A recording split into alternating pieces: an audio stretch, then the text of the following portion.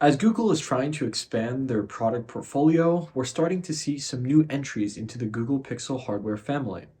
This new endeavor into hardware has birthed the Pixel Watch as well as the Google Pixel Buds Pro. I've been using these since they came out back in late July, and it's safe to say that my experience with them has been a mixed bag. I'll lay out my experience with these, starting with the good stuff and then moving on to the bad stuff later. Alright, so let's start things off with design. The Pixel Buds Pro have this nice soft touch plastic finish in an egg-like shape that's complemented by a black line highlighting where the lid of the case meets the main body. I actually really like the design of this case when compared to other headphones in the Android world, mainly due to the fact that it's just so thin and pocketable. I don't know what the deal is with other companies not being able to match this because Google and Apple are the only mainstream companies who have pulled off a case like this, which is pretty disappointing in my eyes. Looking at the buds themselves, they fit quite flush when wearing them, or at least they do with my ears. And with the black ones, it just kind of looks like a little black circle floating in your ears. Overall, the design isn't particularly flashy or distinct, but they are practical and discreet, which I know a lot of people will like. In terms of comfort, I would put them slightly behind the Galaxy Buds 2 Pro. I feel like those things manage to be both snug in my ears while also being comfortable enough for me to forget that they're there. The second thing that I found impressive with these was the battery life. With the case, the battery life is pretty average, allowing you to recharge just a couple of times, which puts it right in line with the competitors. But the buds themselves have delivered incredible performance. Google says that you can get up to 11 hours on a single charge if you're not using ANC or transparency mode, and I've never really been able to test that because I never use them with ANC and transparency mode turned off. But even with them turned on, it still delivers pretty impressive performance.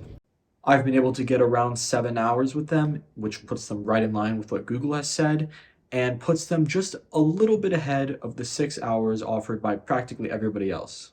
I am the type of person to leave their headphones in all day, and I will say that it is pretty nice being able to put these in the morning and then go through a large chunk of my day with them being connected to something before I have to put them back in the case for a couple minutes to recharge. Now, to close off the rather short-lived goods section of the video, let's talk about arguably the most important thing about any headphones, and that's sound quality. At specifically low to mid volumes, so basically everything below 70%, these deliver sound with some great clarity, basically no distortion, and really solid bass. I'm not an audiophile, nor do I have any real way of demonstrating the way that these sound through the video, so I can't give a super comprehensive look at the sound profile, but I do listen to quite a lot of music, and I've also listened to basically all the mainstream offerings from other competitors, so I have a pretty good understanding of what sounds good, and these sound good. And that is helped by the fact that these just have an overall good listening experience, with basically no sound delay when listening to video streaming services, and a good amount of EQ customization. They're not mind-bendingly good sounding, but they're as good as most people will ever need. Now let's get into the real exciting stuff, and that's all the negatives. I'll list all the negative stuff from least to most impactful, starting with the Google ecosystem integration.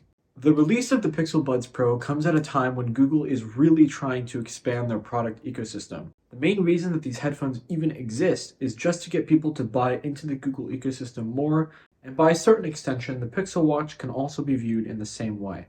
So when Google's main goal with the headphones is for them to exist inside of an ecosystem rather than them being sold as a standalone product, which is more so what companies like Sony are doing, they have to work well within the product ecosystem.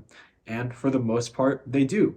But there are still a few key areas where I feel like they're falling behind companies like Samsung. Google does not do a bad job with the ecosystem integration on these headphones. But compared to the competitors, it just feels like something is missing. Like it doesn't have the same level of polish and refinement that AirPods have with Apple's ecosystem, and it doesn't have the same level of features and customizations that the Galaxy Buds have with Samsung's ecosystem.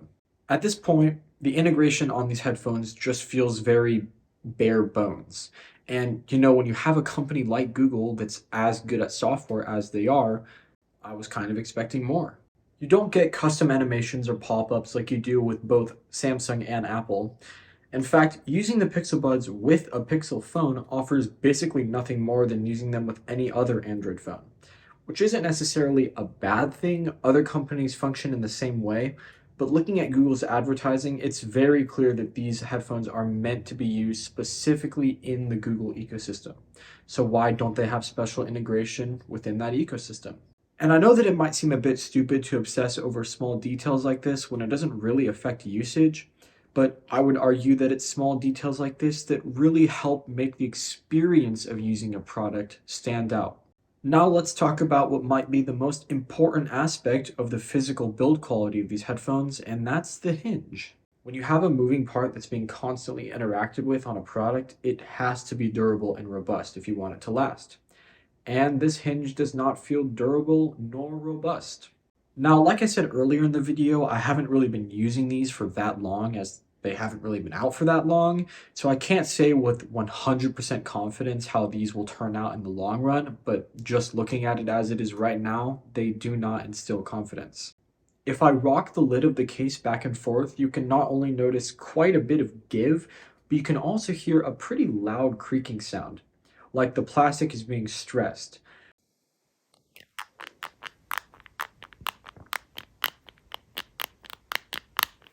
And it's not like I'm putting a ton of strength into this, so I don't know why the plastic would be stressed like that. I mean, the whole build doesn't feel cheap necessarily. It's dense and heavy, it feels solid and premium, but just not when you do that.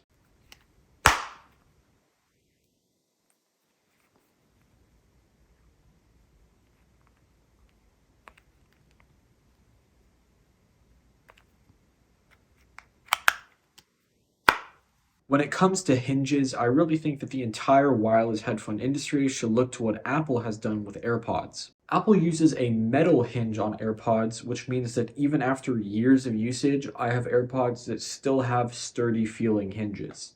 Because these haven't been out for that long, it's impossible to say if this will lead to issues down the line. If it does lead to issues, then it's a clear sign that Google should focus on the hinge with their next generation of Pixel Buds. And if it doesn't lead to issues, then I still don't think that Google should be cheaping out on such a frequently interacted with part of the hardware. But maybe I'm willing to put up with that. After all, the build quality isn't that bad. It's not something to be proud of, but it's not that bad. To a lot of people, there are way more important things than build quality and design in wireless headphones, like noise cancellation. I mean, just look at Sony and Bose headphones. People are willing to put up with huge buds and an even huger case just because of the level of noise cancellation that those products offer. And maybe it's a similar situation here. Unfortunately, it is not. These are just straight up not good at noise cancellation compared to the competitors. It does an okay job at canceling out white noise. Nothing crazy, but an okay job. But the moment you add like a voice in there or even the sound of a crowd, it all kind of falls apart. I've actually had times where I'm in a loud environment and I go and reach up to toggle noise cancellation just to find that it was already on. In some situations, there's almost no difference between transparency mode and ANC at all. And speaking of transparency mode, let's talk about that experience. Now, it's not as bad as the ANC, but does that mean that it's good? No. I will give some credit in that all the sound that comes through on transparency mode does sound pretty natural. You know that sort of artificial, kind of tinny sounding effect that these headphones can have on ambient sound mode? That is not really present on the Pixel Buds at all. But other than that, these don't do a particularly good job. Everything that comes through just sounds muffled and quiet. Some things like the sound of my own voice sound basically the exact same as they do when noise cancellation is turned on. And for stuff that's farther away from me, like the sound of somebody else's voice, like I said earlier, it just sounds muffled and unclear. Now, going back to sound quality, I mentioned earlier how these sound decent at any volume at or below 70%. But if you're like me and you like to crank your music up, then you might run into some issues. I don't know why it happens, and I don't know why it only seems to only affect me, but for whatever reason, when listening at high volumes, the left earbud will just cut out randomly. It doesn't cut out fully, but what'll happen is it'll go super quiet for a second, and then a second later it'll go right back up to full volume, and then if the media continues to be loud when it goes back up to full volume, it'll just go quiet again.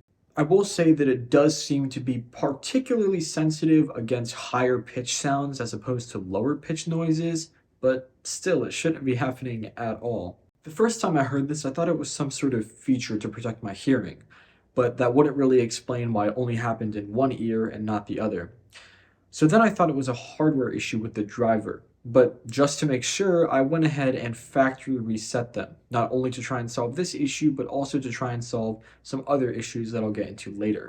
And to my surprise, it actually worked. I was back to blasting my ears out with my favorite songs and really enjoying the headphones. Until a few days later, it came back again. So, you know what I did? I reset them a second time. And I was back to the long gone days of prosperity, being able to listen to the music that I want to listen to. And then it came back again.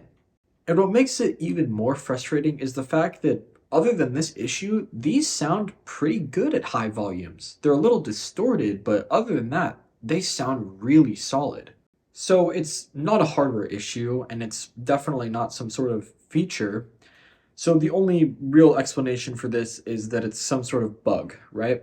And to be honest, with how my experience has been with these in terms of software stability, maybe I shouldn't have been surprised when we started doing this. And to help you better understand why I say that, let me just take you on a little journey of all the bugs that I've experienced with these headphones. Starting off, sometimes I will connect them and they will just be a little bit out of sync with each other. Not even by half a second, but by enough time that it becomes noticeable. Every time it happens, I have to manually go into the settings and disconnect and reconnect them. And sometimes they will still be out of sync and I'll have to do it again. It actually happens so often that I almost preemptively open the settings app in preparation for it. Speaking of having to manually disconnect and reconnect them, sometimes I will take them out, put them in the case, and they just won't disconnect. Or sometimes, and this is even worse, I will just be on my phone and they will randomly connect out of nowhere.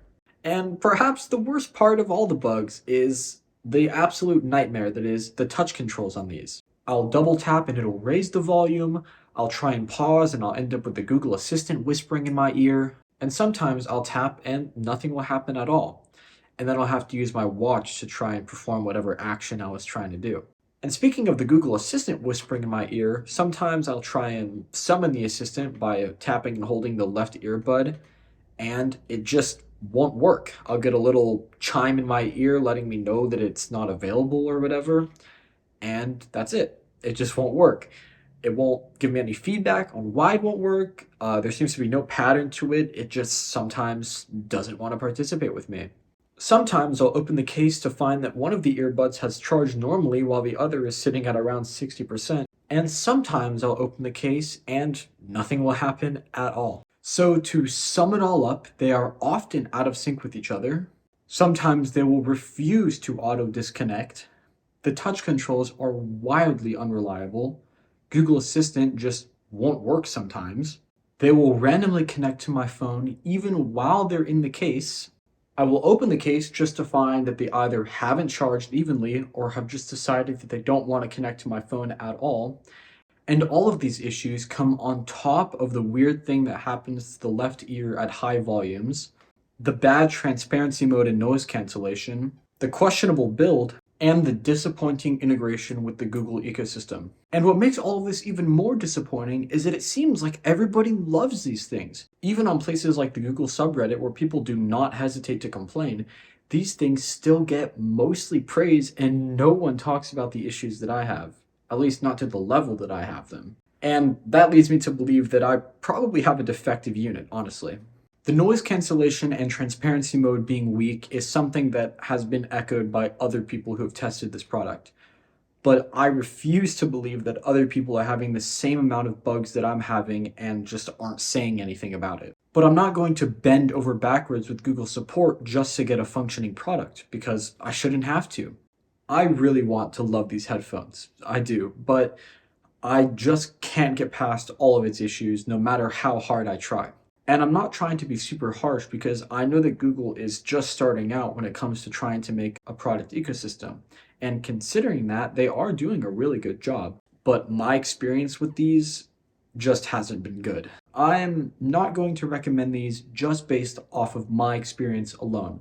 But if you really want them or you think that they would be right for you, then I would say go for it. Again, that's not based on my experience, but just hearing what others have had to say about these, then, go for it. Why not? If you don't want to take the risk though, then I would go for one of Sony's offerings, which I've heard good things about. I personally have been using the Galaxy Buds 2 Pro for a while now, and I have really grown to like them. If you have a Samsung phone, then you should definitely get these or another pair of Galaxy Buds. That's a no-brainer. But Google, you've been going hard with the Pixel 7 and the watch. I've really been loving them, but I really hope that you get these things sorted out.